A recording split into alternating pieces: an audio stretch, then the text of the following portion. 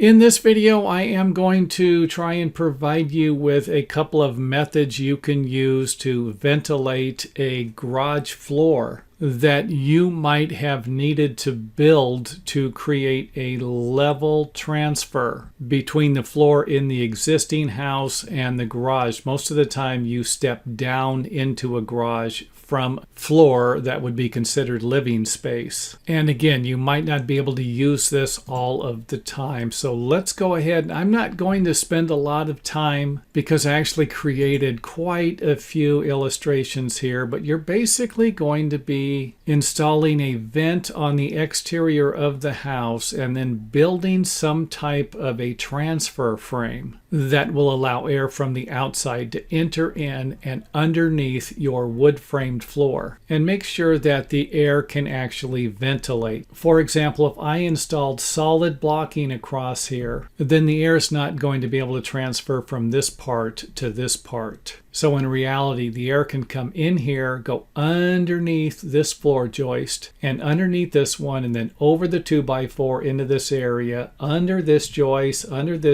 and kind of come back out. However, it wouldn't be able to do that if I had something blocking it. So keep that in mind when you are building your floor and installing your vents, because it's going to be nice to have a vent at one side and a vent at the other side to provide you with ventilation. So here we have one over here, and then it wouldn't be a bad idea to have one over here, and then one over here, and you wouldn't need any in this wall here, and that would allow the air to enter in and then exit out of one. And hopefully that all makes sense.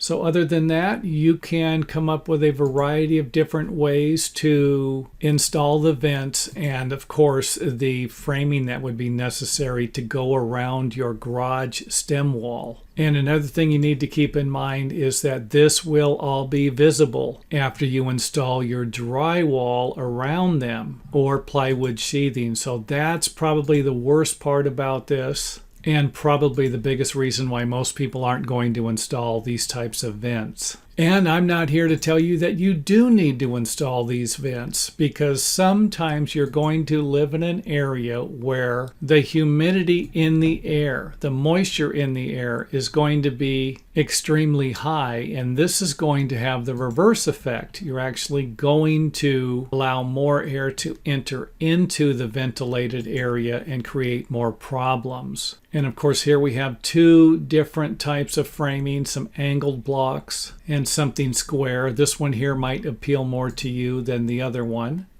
And you can always create your own type of framing and use a combination of the ones that I'm showing you here. So not too difficult.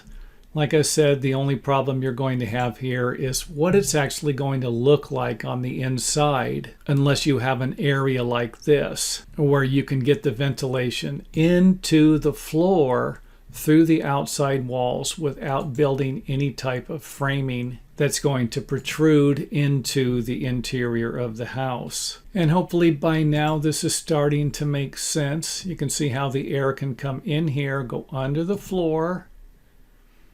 And if you need more room, you could always notch the joist, and you could always install another support block if needed on both ends to make it a little stronger. So again, just to provide you with a little more airflow if you needed it. And I can't really tell you how many vents you are going to need. You might only need a couple. You might only need one at each end. And I'm pretty sure I have a video on that at our website. So here we have went and covered the front with a piece of plywood. You can always use drywall here, but I wanted to give you an idea of how you need to cover the framing so that the air is going to go from the outside under the floor and not into the room, not into the living area. And you could always make something like this longer or smaller. If you remember before, I only had one vent. Here we have two vents to provide you with a little more airflow if needed, and blocked off the side here. And we can see that the floor is sheeted, and as I said, these things aren't always going to look good You're going to need to figure out which ones are going to work best for you, what type of design. Next up, I want to bring something up that the person who inspired this video was talking about. They were talking about installing some type of a waterproofing sealer. And this would be something that would keep moisture from the outside underneath the slab from coming in and entering in through the concrete and into the floor framing area. And the only problem I have with that is that it might keep the moisture from the outside out, but it's also going to trap any moisture that's going to sit on top of it. So this would be any type of a plumbing leak, any type of water from anywhere, including moisture from your ventilation system if you choose to install one, that could actually form in an area and create some type of a problem. So here we have the water puddle in the center, not going to be too big of a deal. And maybe this one won't be a very big deal, but this one right here, it's going to create a problem with the lumber. And if it stays there long enough, it's going to start to rot out the wood. So not going to be a good thing. And let's not forget that the garage floor is usually going to be sloping in one direction, which would allow the water to start to drain and accumulate at the low point. And this could be even a bigger problem if you have a water leak back here, the water's leaking through here, and then you have water coming out of the house. And that would be hopefully, because once the water starts coming out of the vents, you probably have a serious problem. And let me go ahead and wrap this video up by telling you that I cannot tell you whether or not you need to ventilate your garage floor framing or install some type of a sealer. All I can do, and all I meant to do with this video, was provide you with a few ways to ventilate a floor like this, along with a few reasons why you might not want to use a waterproof barrier or sealer in any part of the floor framing, on top of the concrete, on top of the boards attached to the concrete, or on top of the joist. And I've seen people do this